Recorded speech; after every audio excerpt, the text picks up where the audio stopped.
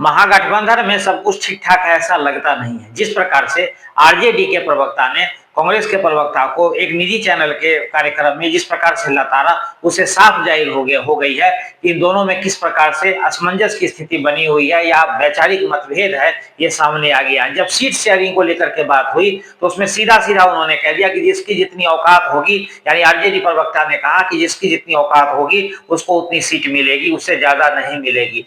वहीं दूसरी ओर उन्होंने कहा कि आपका कोई भी यहाँ पर जनाधार नहीं है, आप आरजेडी के पीठ पर बैठ करके चल रहे हैं, इसके अलावा आपका कोई यहाँ पर सरोकार बिहार में अब रह नहीं गया है। अब देखिए इसमें मुख्य मुद्दा क्या है कि जिस प्रकार से तेजस्वी यादव मल्लिकार्जुन खड़गे और राहुल गांधी से मिलने के लिए दिल्ली गए हैं, लेकिन वहां उनकी मुलाकात सिर्फ खड़गे से हो पाएगी। जो सूत्रों की जानकारी है, राहुल गांधी से उनकी मुलाकात जो है वो नहीं भी हो सकती है।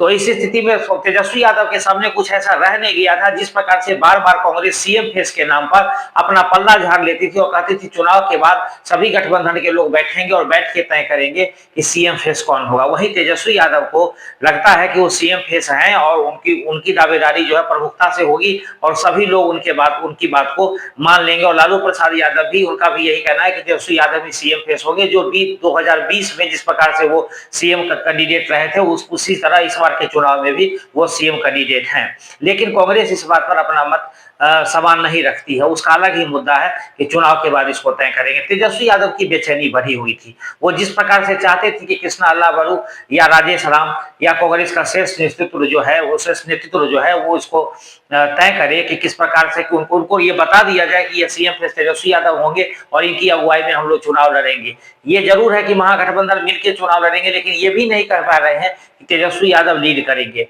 अब आप देखेंगे कि तेजस्वी यादव को बेचैनी किन किन बातों पे बढ़ गई है। एक कि जिस प्रकार से कांग्रेस नेतृत्व जो है वो पप्पू यादव और कन्हैया कुमार को ला करके, जो दोनों उनके दुश्मन है, यानी राजनीतिक रूप से इसको दुश्मन मानते हैं, वो दोनों बिहार में सक्रिय, यानी कन्हैया कुमार की पदयात्रा चल रही है और उसमें राहुल गांधी भी हिस्सा ले चुके हैं। उधर अहमदाबाद से लौटने के बाद पप्पू यादव को ही बड़ी जिम्मेदारी दी गई है चुनाव को लेकर के। तीसरी समस्या है कि सीएम फेस को लेकर के। तो इन परिस्थितियों से घिर गए थे तेजस्वी यादव। अगर तेजस्वी यादव की हम बात करें तो जिस प्रकार से वो अपनी उम्मीदवारी सीएम पद की उम्मीदवारी को लेकर के आशान्वित है कि कांग्रेस उसको साफ कर देगी, वो भी नहीं हो पा रहा है।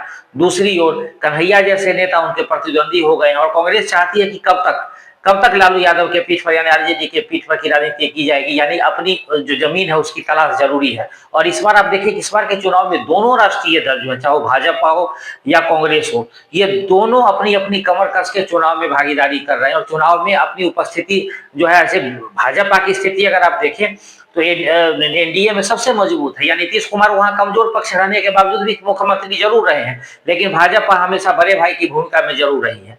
लेकिन फिर भी उनका सीएम अपना नहीं बन पाया और भाजपा भी चाहती है कि अपना सीएम बनाना। वही कांग्रेस चाहती है कि फिर से अब कांग्रेस बिहार में वापसी करे। तो बिहार में वापसी के लिए कांग्रेस को काफी कुछ करना पड़ेगा। वो और शुरुआत भी उन्होंने कर दिया। कन्हैया की पदयात्रा हो गई या पप्पू यादव को लाने की बात हो गई या नेतृत्व परिवर्तन जैसे उन्होंने किया है। राजेश राम को दलित रविदासी चेहरों को लाया, उसका कृष्णा अलावा जो संगठन के अच्छे जानकार माने जाते हैं उनको कर्नाटक से लेकर यहाँ भेजा गया है। तो इन तमाम चीजों को देखते हुए लगता नहीं है कि कांग्रेस जिस प्रकार से तेजस्वी यादव अपना सपना लेकर के दिल्ली गए हैं तो इतना आसानी से मल्लिकार्जुन खड़गे उनको गो हेड की हरी झंडी दे देंगे और कहेंगे कि नहीं आप मेरा सीएम फेस होंगे। अगर कांग्रेस उनको अपना सीएम फेस बनाती भी है कि अगर नहीं तेजस्वी यादव ही हमारा सीएम होंगे चुनाव के बाद, अगर हमारी जीत होती है तो कई शर्तें होंगी उसमें। मन मुताबिक सीट शेयरिंग, सीट जिसपे चुनाव लड़ना चाहते हैं, इसके अलावा कितना सीट उनको चाहिए, ये सारे मुद्दे उठेंगे। क्योंकि अब कांग्रेस आरजेडी के दबाव में रहने के मूड में नहीं लग रही है, क्योंकि उनकी, जैसा कि मैं एक कार्यक्रम में पहले भी बता चुका हूं कि उनके लिए पीके के रास्ते भी खुले और थर्ड फ्रंट की भी चर्चा करने लगे हैं। तो कांग्रेसी अगर थर्ड फ्रंट की ओर जाते हैं तो इस स्थिति में आरजेडी के लिए कठिन ही नहीं काफी मुश्किल भी हो जाएगा। चुनाव में शिरकत तो वो जरूर करेंगे लेकिन उनका सपना पूरा नहीं होगा। तो इन परिस्थितियों को अगर आप देखते हैं तो कांग्रेस इस बार इस प्रकार से फ्रंट फुट पर खेल रही है और आरजेडी बैक फुट पर अब आ गई है।